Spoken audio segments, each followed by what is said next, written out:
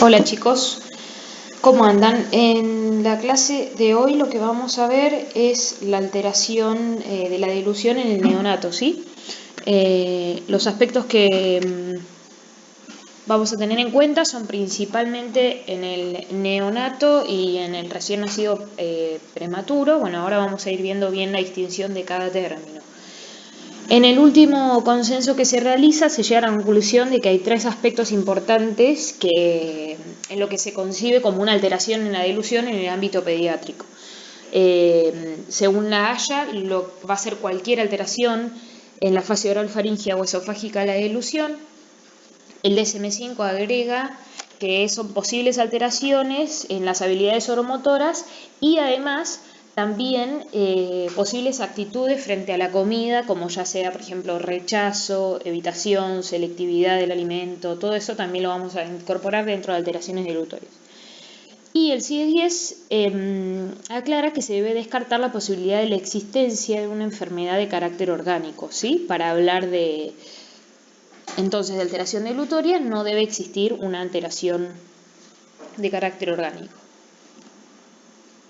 En cuanto a lo que es algunos conceptos de neonato, lactante, tener en cuenta, el neonato es el recién nacido de 28 semanas o menos, ya sea por parto natural o por cesárea, mientras que el lactante, cuando hablamos de lactante, hablamos de niños desde los 28 días hasta los 12 meses.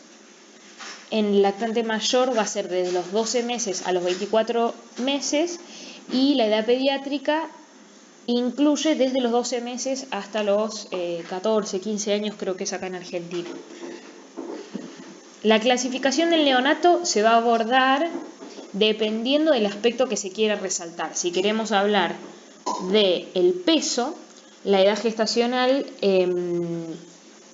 según el peso, la Organización Mundial de la Salud clasifica en lo que sería extremadamente prematuro, que es antes de las 28 semanas, muy prematuro, que es antes de las 32 semanas, prematuro tardío, entre las 32 y las 36 semanas, prematuro general, que es antes de las 37, y posttérmino, que es después de las 42, ¿sí?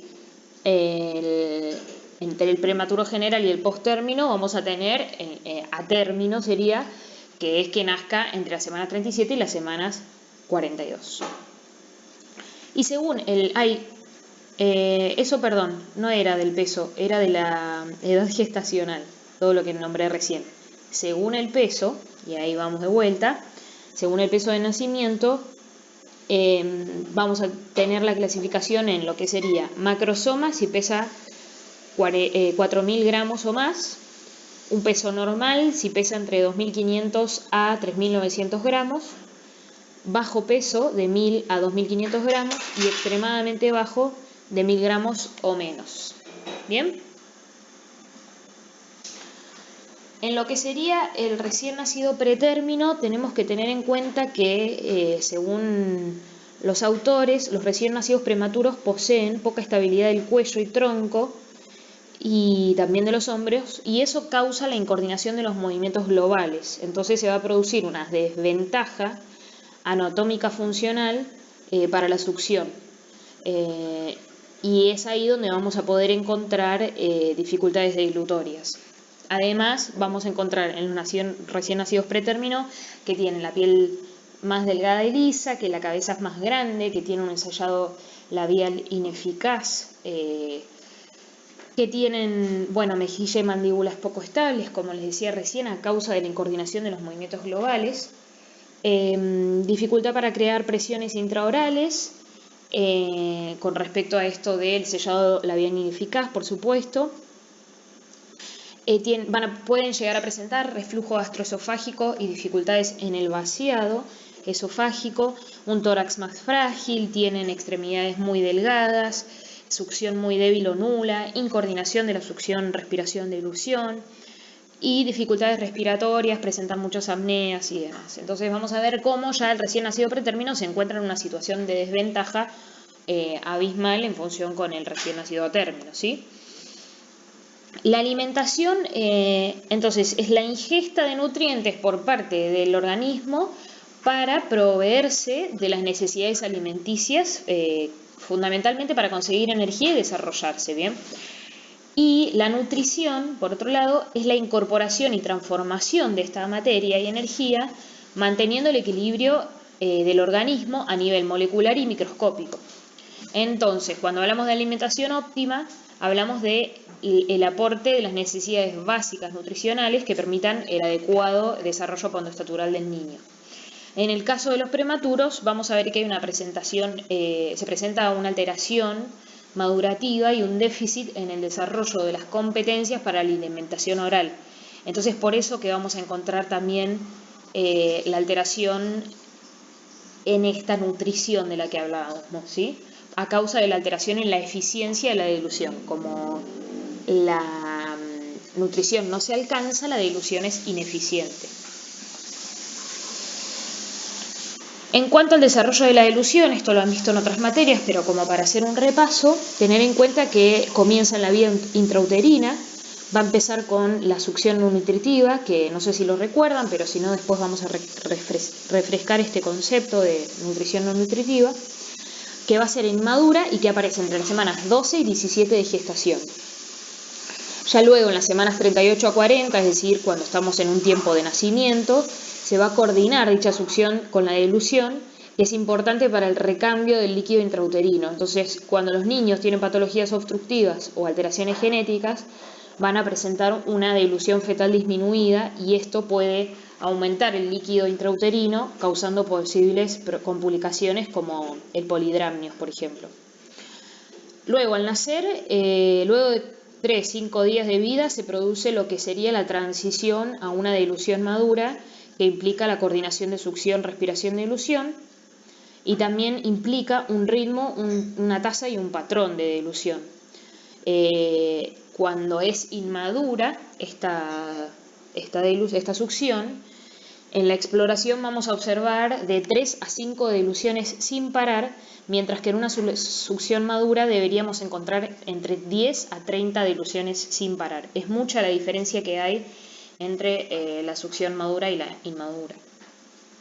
La alimentación complementaria, la Organización Mundial de la Salud recomienda la lactancia materna exclusiva hasta los 6 meses, pero puede que aparezca una alimentación complementaria a los 4 meses con cuchara en caso de que le demos al niño lactancia artificial. Y ahí vamos a ver, en general, que alrededor de los 4 meses los patrones de dilución van a ser la desaparición del reflejo de protrusión lingual y posterización del reflejo de náusea. A partir del 5.º mes, la succión deja de ser refleja, por lo que es importante tener en cuenta que si nuestro paciente no ha realizado succión de los 0 a los 6-5 meses, a estos 5 meses deberíamos ver si vamos a ir directamente a trabajar la succión o ya incorporar la cuchara. Como que eso hay que ir evaluándolo en función de cómo ha sido el desarrollo previo de nuestro niño. Luego, a partir del 6.º mes, se iniciaría el mascado, caracterizado por piezas dentarias y mucho trabajo lingual, no tanto de fuerza, sino más bien de resistencia de la lengua. Y a partir del 7.º mes se puede ampliar el grupo de alimentación y comenzar la discriminación de texturas y sabores. La taza se puede introducir a los 6 meses, el que beban con taza, pero recién a los 15 meses el niño va a ser capaz de ingerir con la taza de la misma forma que lo hace un adulto. Luego, a los 12 meses vamos a tener patrón masticatorio deficiente, a los 15 masticación completa de inicio, a los 24 masticación completa compensada y a los 36 meses una masticación completa estable y una sorbición posible con sorbete. Bueno, el cuadrito es medio borroso, pero estos serían los cambios anatómicos y adquisición de funciones que tienen los niños. Vamos a presentar en la vía intrauterina y luego extrauterina, succión nutritiva, succión de dilución hasta las 34 semanas, coordinación de succión, respiración de dilución entre las 38 y las 40, los términos sucking y suckling, que no sé si los recuerdan, yo tengo entendido que lo habrán visto en una de las materias de primero, pero bueno, si no también lo repasamos de la misma forma que succión no nutritiva. Luego la unidad linguomandibular del niño, que se daría hasta los 6 meses. Después vamos a encontrar disociación lengua-mandíbula de los 6 a los 36 meses. Alimentación complementaria lo mismo. Inicio de cuchara, que puede empezar a los 4 y prolongarse. De mascado a los 6, como dijimos hace un rato. El brote dentario también a los 6. Beber en vaso a partir de los 12, como ya les había mencionado. Entre los 12 y los 15 vamos a pensar en la manera más propicia de beber en vaso. Y la masticación, que no está marcada porque el patrón masticatorio, como les decía, bien completo, va a empezar a partir de los 36 meses. Esto es un cuadro representativo más o menos de lo que estuvimos diciendo recién. Y después, con respecto a los reflejos, recordar que son respuestas innatas y que son comportamientos y o reacciones a estímulos endógenos o ambientales que surgen en la vida fetal y que se observan en los recién nacidos a término. Van a ser respuestas estereotipadas y que responden a estímulos específicos, ¿sí? Algunos van a permanecer toda la vida y otros deberían desaparecer. Si no desaparecieran, los vamos a considerar patológicos, ¿bien? Cada reflejo va a tener que ver con la función de un par craneal, por ejemplo, el nauseoso y el tusígeno con los pares 9 y 10, el de mordida con el par 5, el de protrusión lingual con el par 12, el de búsqueda con el 5, el 7, el 11 y el 12, el de glutorio, como dice acá al costadito, con el 5, el 7, el 9, el 10 y el 12, y la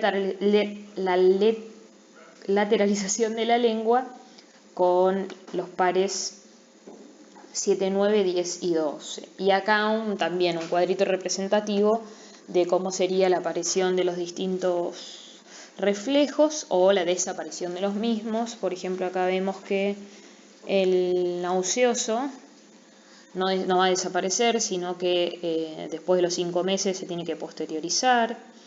El tusígeno tiene que permanecer toda la vida, el de mordida desaparecerá a los 5 meses, el de dilución no sé por qué aparece como un más o menos, pero también permanece permanece durante toda la vida. Y el de búsqueda, que ya a los 3 meses no lo estaríamos viendo más. Bien, tener en cuenta. La succión es la primera manifestación funcional de la dilución. Va a desempeñar un papel fundamental en los recién nacidos y en sus primeros meses, incluso años de vida. Y va a ir cambiando de refleja a encefalizada, es decir, voluntaria, dando paso a aspectos como, por ejemplo, la sorbición, ¿sí? Tiene función nutritiva, que permite el desarrollo del bebé, y función de autorregulación o de objeto transicional. Van a ver, por ejemplo, lo voy a explicar más adelante. La succión va a estar presente desde la semana 15 a 18 de gestación y luego del nacimiento se ha podido observar movimientos en la boca, aunque desorganizados y débiles, en recién nacidos de 27 a 28 semanas. ¿Bien? El ritmo y patrón de succión como actividades motoras sufren la influencia de estímulos externos, siempre van a estar influenciados por los estímulos externos, presentando así características propias en presencia o ausencia del líquido, del tipo de tetina que se utiliza, la viscosidad del fluido, la temperatura del líquido, las condiciones intrínsecas del bebé, todo relacionado con su saciedad. Por eso, cuando hablamos de succión, tener en cuenta que es función nutritiva y también de autorregulación. Por ejemplo, en esto de la succión del chupete. ¿Sí? Cuando hablamos de ritmo y patrón, no va a ser lo mismo la succión del chupete que la de la tetina para extraer el líquido o del pecho. El mecanismo de succión es fundamental en el mecanismo de succión el complejo pezón-areola, que va a ser esta parte de acá, del pecho de la mujer. Para extraer la leche, el bebé debe introducir el complejo, este conjunto pezón-areola y el tejido subyacente dentro de la cavidad oral. Los labios van a rodear la areola de manera invertida, ¿sí? Eso es importante también que tengamos en cuenta cómo están los labios de ese bebé. Y junto con las mejillas van a crear un conjunto anatómico necesario para el desarrollo del sellado labial correcto, que permita crear la presión intraoral correcta por el cierre palatogloso y palatofaringio, impidiendo el escape del alimento por comisuras, ¿sí? Las situaciones anátomo-funcionales que alteran este complejo, como por ejemplo limitación en la apertura bucal por anquilosis mandibular, que van a generar una dificultad del agarre del pezón, o hipoplasia mandibular, como en algunos síndromes, o retrognatia mandibular, que es una anomalía ósea de falta del crecimiento del hueso mandibular, o incluso frenillos labiales restrictivos, o pérdidas de alteración anatómica del labio, como el labio leporino, o microquelia, que es labios pequeños, retroquelia, que es labios prominentes, movilidad de orbiculares o bichinador y alteraciones en los mismos. Bueno, todo esto puede tener una alteración en este complejo que hablamos de pezón areola. La lengua se va a ubicar sobre la encía, sobre la encía inferior y posterior al labio inferior encontraremos el ápice lingual, ¿sí? Sobre la encía inferior y posterior al labio inferior, o sea, luego de esto vamos a encontrar el ápice lingual. El dorso se sitúa de forma acanalada, abrazando el pezón o la tetina del biberón, y la porción posterior va a estar en reposo contra el paladar, realizando ese sellado palatogloso que impide el drenaje precoz posterior del alimento. Acá lo vemos en un corte, sería transversal. Esta sería la lengua, el pezón y la encía superior. Durante la lactancia vamos a ver que se modifica la estructura de la lengua y la relación entre el hueso hioides y la epiglotis, como les había comentado en las clases anteriores, y eso va a permitir el cierre parcial del eje traqueal. Y en ello radica la importancia del posicionamiento durante la delusión. Bien, no es lo mismo cómo posicionamos a un niño que va digamos, un niño recién nacido, que un niño que tiene 4 meses, que un niño que tiene 6 meses al momento de la delusión. Cuando se estimula la succión del bebé, el pezón materno logra prolongarse hasta 2 o 3 veces su tamaño de reposo, alcanzando el límite entre el paladar duro y blando. ¿Sí? Va a entrar bien al fondo de la boca del bebé. Y la base del pezón se va a mantener entre la encía superior y la lengua que cubre la encía inferior. A medida que la punta de la lengua se eleve, la parte posterior se deprime y se retrae.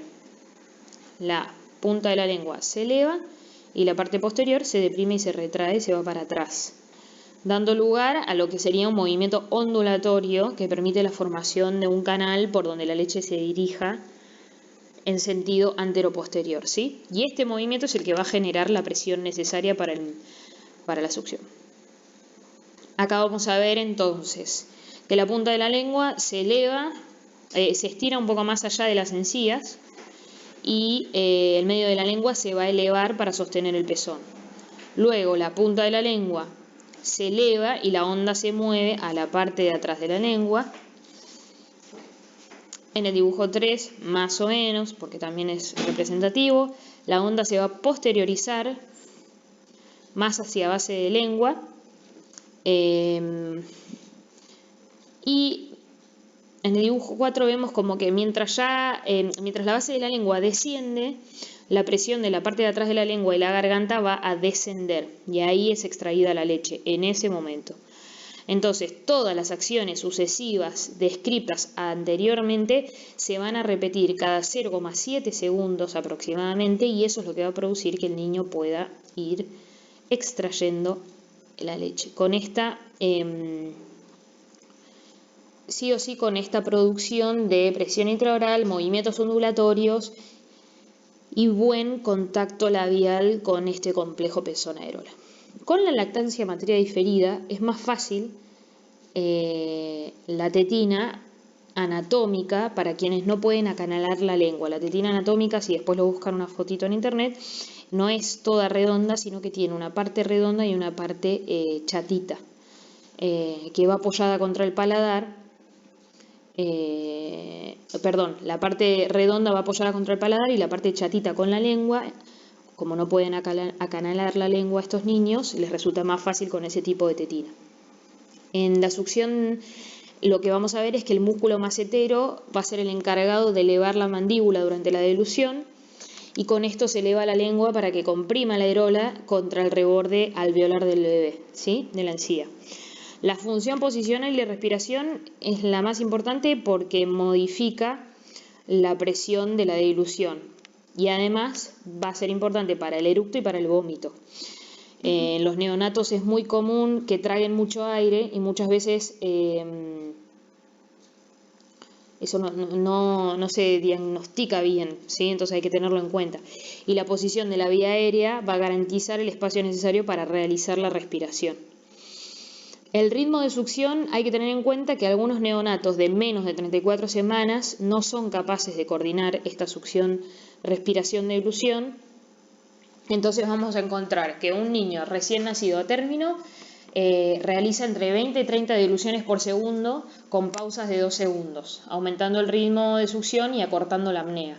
Mientras que en un recién nacido pretérmino, los ciclos de succión disminuyen y se prolonga la apnea, ¿sí?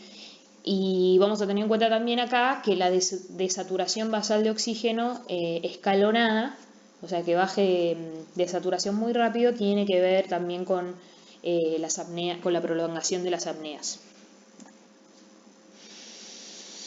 En cuanto a lo que es el principio básico de la succión, se refiere a los cambios de presión, que es esto que les decía de Suckling y Suckling, donde vamos a tener el Suckling en los primeros 6 meses, donde predominantemente hay movimientos linguales anteriores, extensión y retracción, y succión por la mida se llama, que es como que hay una unidad linguomandibular, se da todo de manera unificada, digamos. Y en el sucking, posterior a los 6 meses, hay un sellado labial más estable y con presencia de disociación lengua-mandíbula, donde vamos a tener movimientos linguales verticales y el objetivo es mantener el pezón alargado, ¿sí? En lo que es las causas del trastorno de la delusión en el neonato, vamos a presentar muchas causas, principalmente, alteraciones del sistema nervioso central y periférico, daño cerebral, infecciones, enfermedades metabólicas, patologías cardiorrespiratorias. En cuanto a lo que es oncológico, vamos a ver una diferencia con el adulto, ya que en lo que es la población adulta, generalmente se van a ver relacionadas las oncológicas con tumores o alteraciones de lo que sería cabeza y cuello, mientras que en lo que es el niño vamos a tener predominancia de tumores intracraneales o intratectoriales que van a afectar a los pares craneales o que producen compresión, y es por eso que podemos encontrar en la población oncológica los distintos trastornos dilutorios. En caso de que haya también daño cerebral e infecciones, vamos a presentar factores de riesgo que condicionan las primeras relaciones del bebé con la delusión, que van a ser, por ejemplo, hospitalización prolongada, necesidad de soporte ventilatorio, necesidad de vías centrales y de catéteres, y también posibles complicaciones, como será, por ejemplo, un bebé con un patrón de inflexión constante, reflejos motores inadecuados, irritabilidad, sellado labial ineficaz, desorganización neurológica, señales inadecuadas de hambre, que eso es muy común también. El chico no puede, ahora lo vamos a ver bien con claridad, pero no puede distinguir tempranamente cuáles son sus... mejor dicho, el adulto no puede interpretar en qué momento el niño, el llanto es por hambre, ¿sí? Esas son cosas que se van aprendiendo con el tiempo, pero obviamente al tener una desorganización neurológica es más difícil para el niño también dar las señales. Bueno, incoordinación de la succión, deglución, respiración, succión débil, poca estabilidad en mejilla y mandíbula, como habíamos mencionado antes. Con respecto a la variación de desarrollo propioceptivo y la integración sensoriomotora, tenemos que tener en cuenta que el bebé pasa a ser... nosotros tenemos en lo que es la etapa sensoriomotora de Piaget, que se supone que el niño, con el paso del tiempo en el desarrollo, pasa de ser una criatura que responde principalmente a reflejos y comportamientos causales para orientarse a objetivos. Bien, a partir de los 2 años se supone que el niño comienza con las reacciones circulares de Piaget. ¿Y esto qué tiene que ver con la delusión? Que cuando el niño tiene una mala experiencia delutoria, no puede orientarse a determinados objetivos, ¿sí? Si los reflejos que presentaba antes y los comportamientos que parecían no intencionados, cuando el niño comienza las reacciones circulares, empieza a ver que ante una cosa que él realiza se da determinado resultado, ¿sí? Y el resultado puede ser placentero o displacentero. Si es placentero, por supuesto que el niño va a continuar realizándolo. Pero en caso de que sea displacentero, el niño no va a querer continuar con esa reacción. Bueno, el problema que vemos en la delusión es que al tener malas experiencias alimenticias, el chico cada vez que le dan la mamadera se ahoga, la pasa mal, tose, regurgita el alimento por la nariz, lo que sea, es algo que al niño no le produce placer, al contrario, le va a producir displacer. Entonces ahí vamos a tener una reacción negativa, digamos, en este desarrollo del niño, ¿bien? Y entonces yo la próxima vez que le quiera dar de comer, también va a ser una situación que se genere tensa para el niño, para el cuidador, la madre, porque justamente rechaza esa situación, ¿sí? Y es muy común, lo vemos mucho en la población pediátrica, como la situación de alimentación genera un estrés y una situación que en realidad todos queremos evitar porque el niño la pasa mal y todo su entorno también.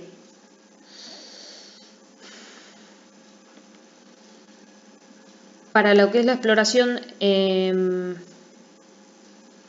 paren un segundo, que me parece que no. Bien, en lo que es la evaluación de la delusión, vamos a tener una historia clínica, una evaluación anatomofuncional de cómo es este niño. Vamos a presentar pruebas no instrumentales y también pruebas instrumentales que se realizan, por supuesto, con el médico, ¿sí? Y en la anamnesis tener en cuenta justamente qué diagnóstico tiene, las características clínicas, la clínica respiratoria, digestiva, lo relacionado con la disfagia, la salorrea, la conducta alimentaria,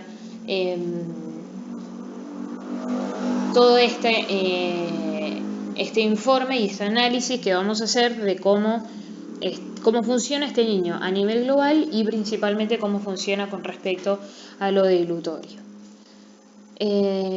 Para lo que es la evaluación de la delusión, contamos con algunas herramientas estandarizadas como son el PEAT-10, la escala FOIS, el EGDAX,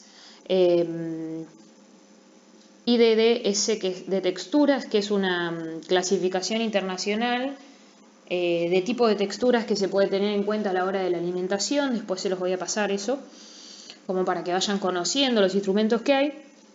También hay una escala de cialorrea de Thomas Stonell. También vamos a tener en cuenta si el niño tiene fiebres recurrentes, que nos puede dar un indicio de alguna alteración, reflujo o los aspectos psicosociales, ¿sí?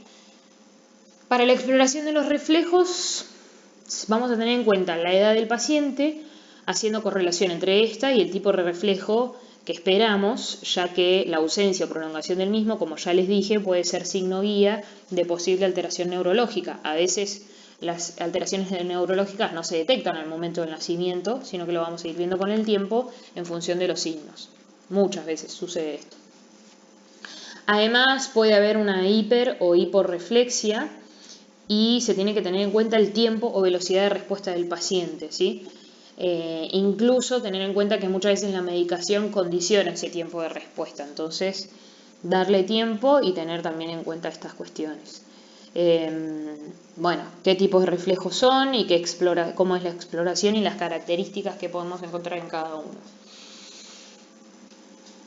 En lo que es la teoría de integración sensorial de Jean Ayres, él define que la integración sensorial es un proceso neurológico responsable de organizar sensaciones que uno recibe del cuerpo y del entorno para poder responder y funcionar en relación a las demandas ambientales.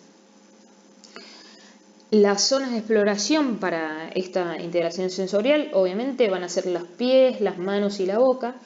Y hay que tener en cuenta que en la NEO todas estas cosas se van a ver, estas zonas de exploración se van a ver invadidas por todo aquello que los niños, por ejemplo, les enchufan o les ponen por los soportes de signos vitales y demás, que va a causar que los niños sean poco exploradores, ¿sí? Porque imagínense que si tiene una sondita en la mano o en el pie o lo que sea, o también puede ser, no sé, el respirador en la nariz o en la boca, todo eso va a hacer que el niño tenga menos posibilidades de exploración del entorno. Entonces vamos a también tener en cuenta que las manifestaciones dentro de la incubadora van a ser distintas a la manifestación de un niño normal, por ejemplo, que varíe la frecuencia cardíaca, que varíe el patrón respiratorio, que el niño presente clonus, que esté más en extensión, un reflejo nauseoso exacerbado o falta de autoexploración, ¿sí? En cuanto a la eficacia y la seguridad en el niño, tener en cuenta que en la etapa oral la eficacia en el neonato va a tener que ver con la capacidad de crear presiones intraorales y de contención del bolo, mientras que en el de paciente pediátrico va a tener que ver con la capacidad de contención del bolo de diferentes texturas y volúmenes, ¿sí? Además de la motilidad de la lengua, del tránsito oral, de las degluciones múltiples y fraccionadas, del retraso del disparo delutorio. Y en cuanto a lo que es la seguridad en la fase oral, tiene que ver con el sellado palatogloso, que se puede ocultar el vestíbulo laringio. Después el sellado palatofaringio, donde podemos encontrar regurgitación nasal, estornudos o congestión nasal, y también podemos encontrar residuos orales. Y en cuanto a lo que es la etapa faringea, la eficacia tiene que ver con los residuos en valéculas y en senos piriformes, y la seguridad con que exista una aspiración o penetración, ya sea clínica o silente, y pre, durante o postdilución, y también con un retraso en el cierre del vestíbulo laringio o en la apertura del esfínter esofágico superior. Vamos a ver que en los niños también se puede realizar Blue Test, que no sé si conocen el término, pero es una prueba que se realiza teniendo la lengua de azul para ver cómo está ingiriendo la saliva. Se puede realizar videodiluciones y se puede también realizar fibroendoscopías de la dilución. Y bueno, también tener en cuenta que en los niños que están en la NEO puede haber, se debe evitar que el entorno sea muy ruidoso y que las luces no sean aptas, ¿sí? El paciente en la NEO va a estar mucho más susceptible a todos los estímulos del entorno, hay que tenerlo muy cuidado, no sé si alguna vez fuera una NEO, pero tiene muchas indicaciones de cuidado justamente de los estímulos que llegan. Se debe evitar el cambio brusco de posición, la importancia del piel a piel. En algunos lugares se realiza también el método canguro como una forma muy eficaz de mayor estímulo y desarrollo de lo que es control de la succión de glución, también el control de la temperatura corporal del niño y demás. También adecuar el control postural, delimitar el espacio para que el niño facilite su flexión, implementar técnicas de relajación. Acá se menciona McClure y la relajación del tacto, que tiene que ver con la promoción de relajación y disminución de zonas de tensión, ¿sí? Todo esto va a favorecer la termorregulación la frecuencia cardíaca, la autorregulación, la disminución del estrés, la saturación de oxígeno correcta. Y el control postural nos va a permitir generar movimientos linguales a través de movimientos de flexión, extensión, rotación, pélvicos y cervicales. Es decir, nosotros con un niño podemos realizar distintas modificaciones de el cuerpo, cervical, pélvico, digamos, a grosso serían que parecerían de movimientos gruesos, motores gruesos, pero que nos van a llevar a generar movimientos linguales más precisos, ¿sí? Eso también son técnicas que se aprenden y se llevan a cabo en distintos lugares. Bien, después tener en cuenta que según el tipo de dificultad que el niño presente, vamos a encontrar diferentes tipos de tetinas también. Por ejemplo, en cuanto a lo que es un patrón de succión débil, vamos a tener una tetina blanda. Cuando un patrón de dilución es fuerte, una tetina dura. No sé, cuando una lengua está en retracción, la tetina es más alargada. Cuando hay un déficit en el sellado, al contrario, va a ser más ancha y corta. Bueno, todo eso también vamos a tener que tenerlo en cuenta a la hora de darle de comer a nuestro paciente. Bueno, cualquier cosa, preguntas por el foro, lo que necesiten, y vamos a ver si la próxima clase la hacemos por Zoom o en realidad hacemos por Zoom directamente las consultas, como vamos a ir viendo cómo nos organizamos. Un saludo para todos.